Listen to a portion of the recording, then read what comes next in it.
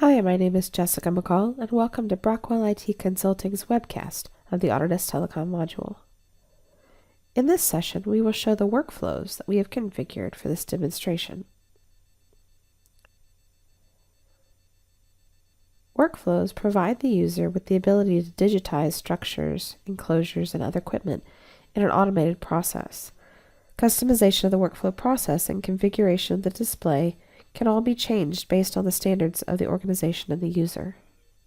This workflow process will demonstrate the addition of new service and the processes that the workflows are capable of completing.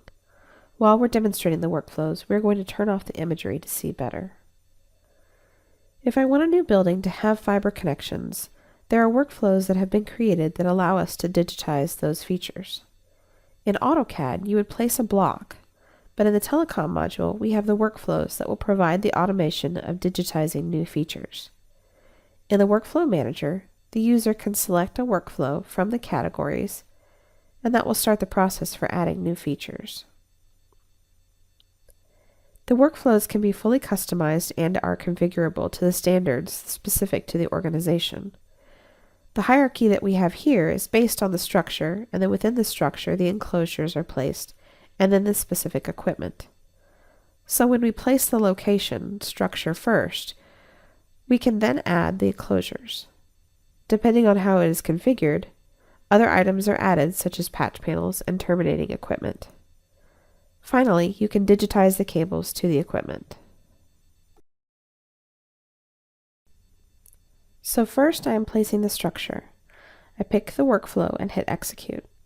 I can add as many as needed at this time. Once I place it, I can give it a name that I will be able to search later.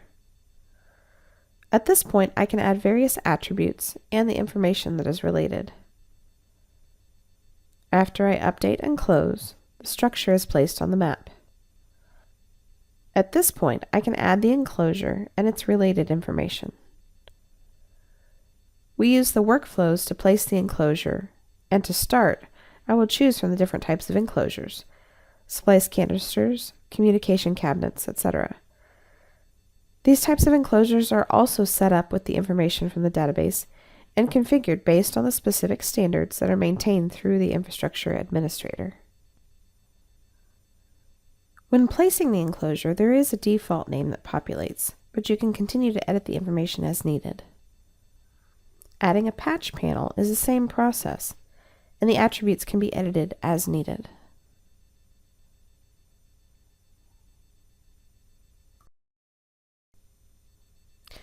Now that the structure, enclosures, and equipment are in place, we can place the fiber cables. Just as the other category of features, we have a category for fiber cables, and we can start the workflow for the cables. There are overhead, underground, and other various cable categories that can all be added in the same way.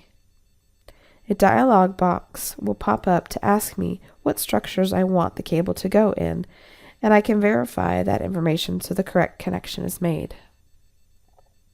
When creating the connection, you need to snap to the center point of the structure.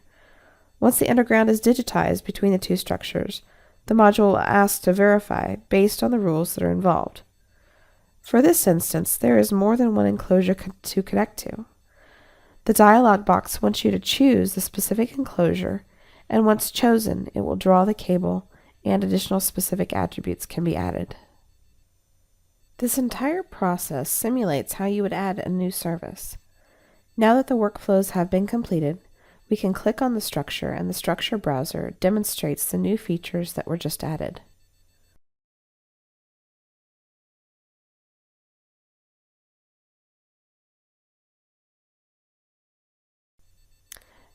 Now we'll bring up the connection editor, and we can start connecting the new service from the existing cable that is there.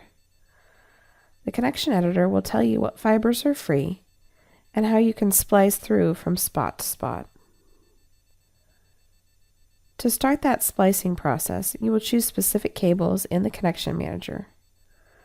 Rules that are set in place will prevent you from connecting invalid connections, so there is a protection against pairing up incompatible cables. Each type of equipment has certain connections, and the rules are set in place to determine what connections and types of connections can be spliced together.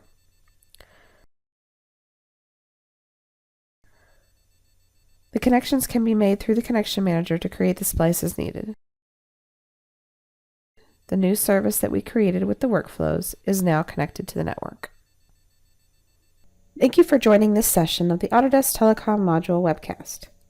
Please view our other sessions to discover additional features and functionality of the Telecom Module.